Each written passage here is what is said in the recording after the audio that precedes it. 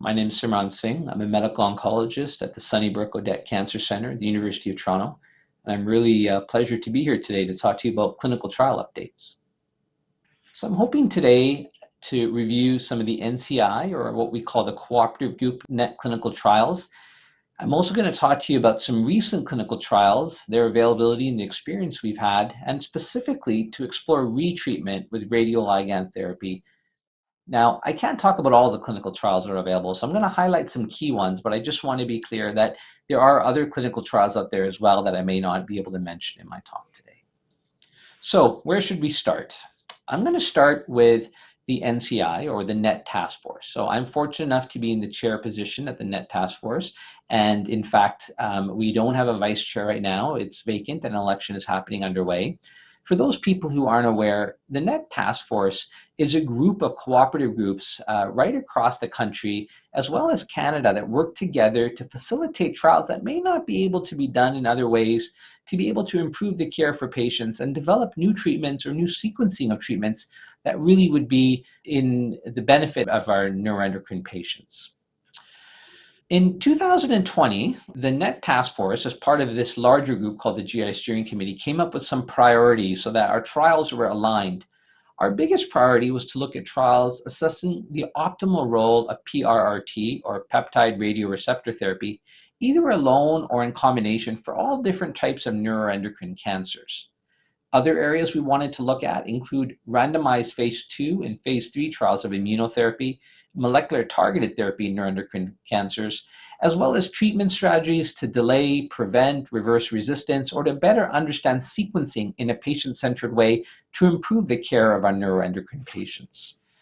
So we have a number of trials open right now, and I'm briefly going to go through these trials with you. Our largest trial open right now is called the Cabinet trial. This is being led by Dr. Jennifer Chan of Dana-Farber. This is what we call a randomized phase 3 trial, so a fairly mature trial with a 2-to-1 randomization of people to receive cabozantinib versus placebo. The patient population for this trial includes all advanced, well-differentiated G1 to G3 PNET and carcinoid. So that includes GI and lungs, so a fairly wide population included in this trial. We also have some other very interesting trials open, and that includes a randomized phase 2 trial for those patients who have para or FEO. This is being run by Dr. Perez and Dr. Del Rivero at the NIH. It's randomizing patients to temozolomide plus or minus a drug called olaparib. We also have a randomized phase 2 trial looking at advanced bronchial neuroendocrine tumors. This is for patients who have SSTR positivity, which means they've had either a copper or gallium scan that's positive. It's randomizing patients between PRRT, lutetium dotatate, or what would be a more traditional treatment like everolimus.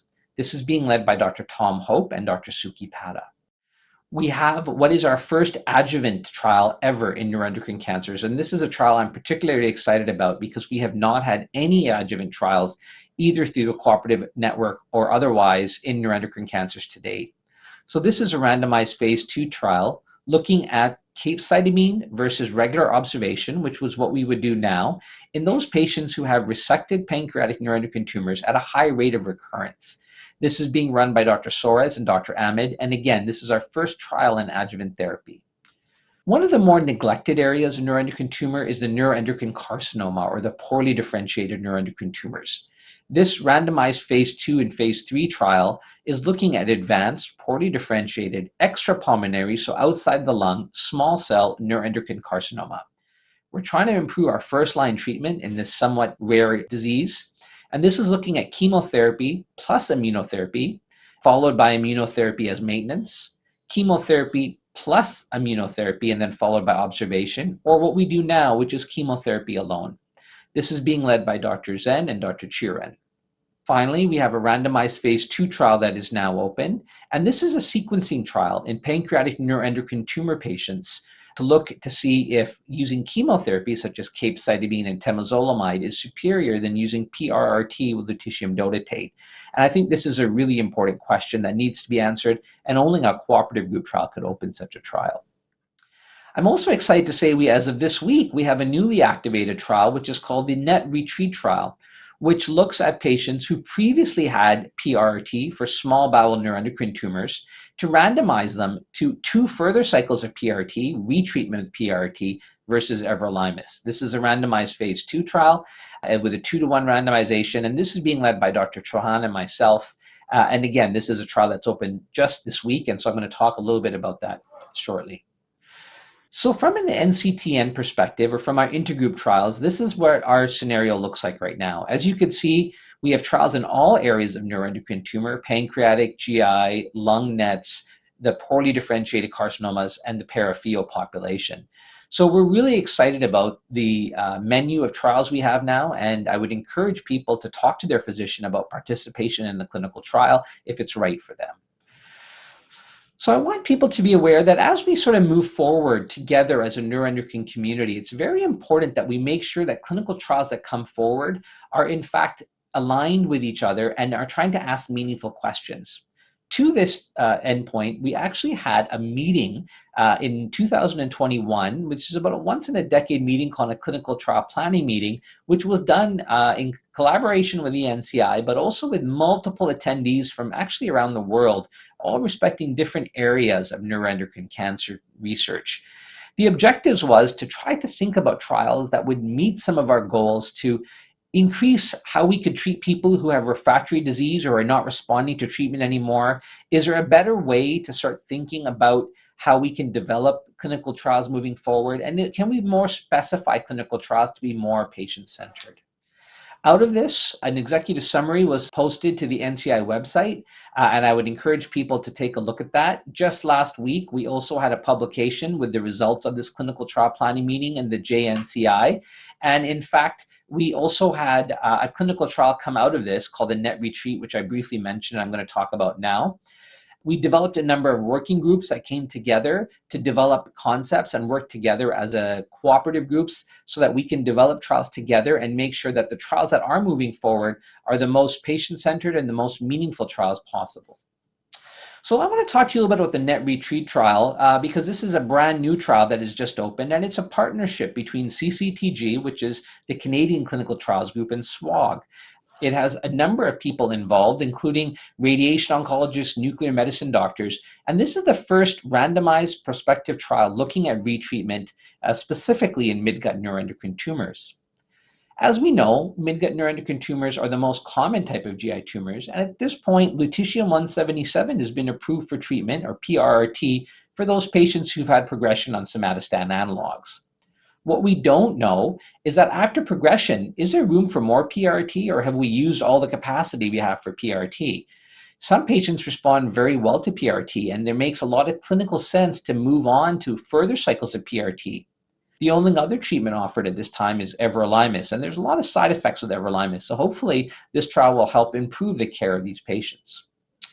What we're testing with this trial is to understand if retreatment with PRRT is safe, and does it have superior efficacy, or does it work better as compared to the standard treatment, which in this case would be everolimus in this midgut NET population.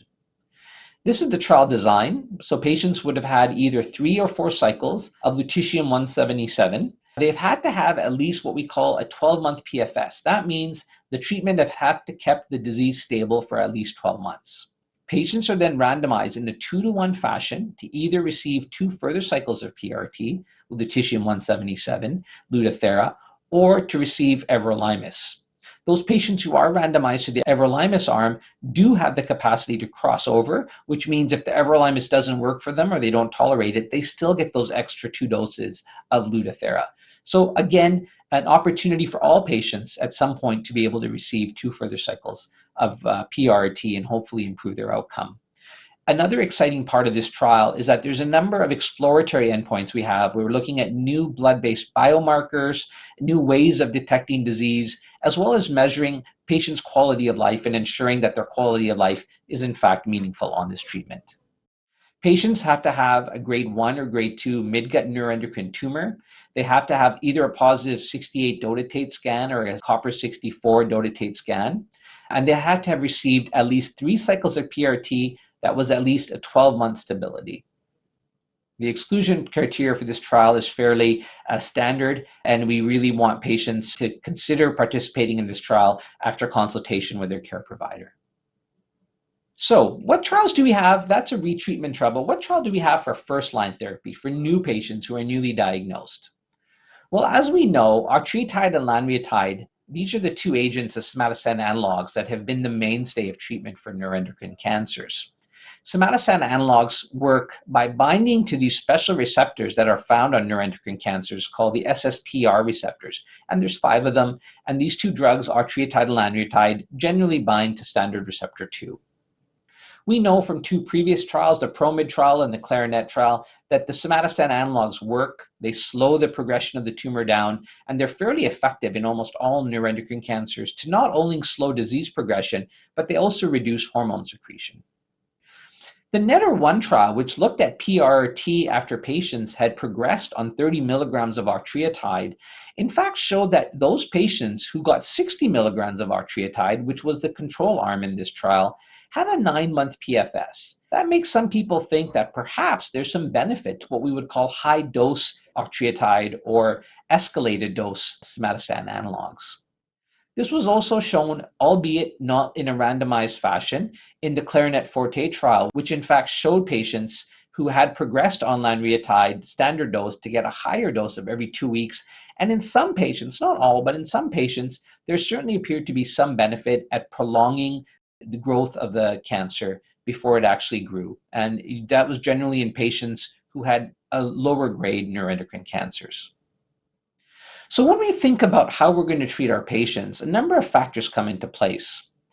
First and foremost is we want to make sure we're using evidence-based medicine, and we want to share decision-making with our patients. From a patient point of view, we want to do whatever we can to ensure that the injection experience is as positive as possible, and that the patients have autonomy and shared decision-making.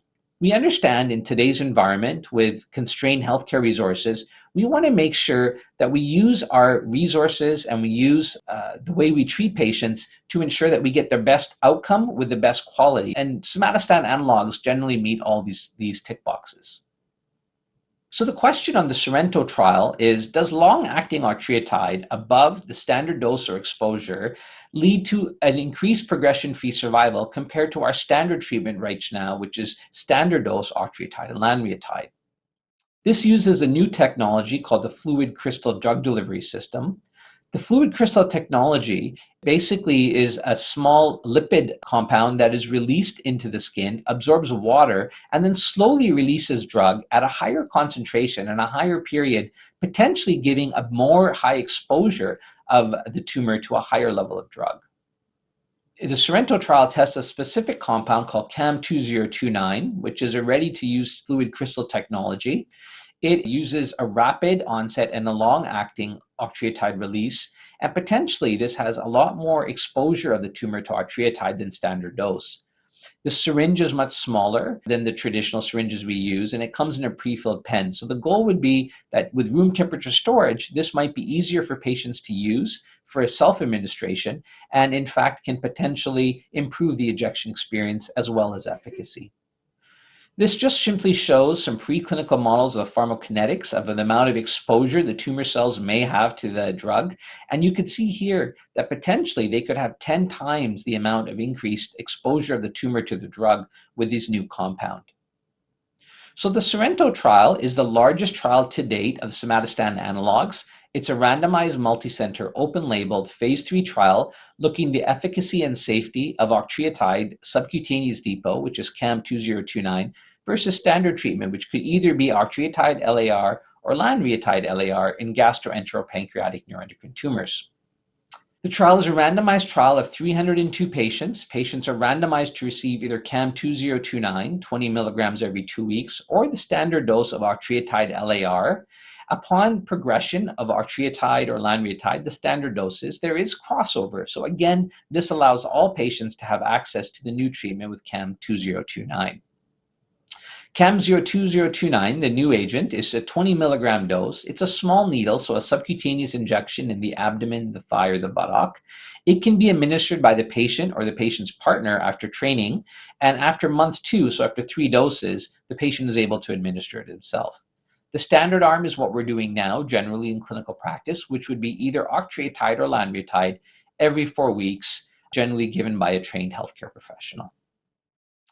Another trial that we're waiting for the results on is the NETTER-2 trial, which is now completed enrollment. This is another first-line trial which looks at patients who have higher grade neuroendocrine tumors, grade 2 and grade 3, GAPNet, GI-based neuroendocrine tumors of either the small bowel or pancreas origin, and they're being randomized to either high-dose long-acting octreotide, as I just talked about, or to Lutathera. And so this would be the first trial that would potentially explore PRRT, in this case Lutathera, as first-line treatment for more advanced and higher grade neuroendocrine tumors.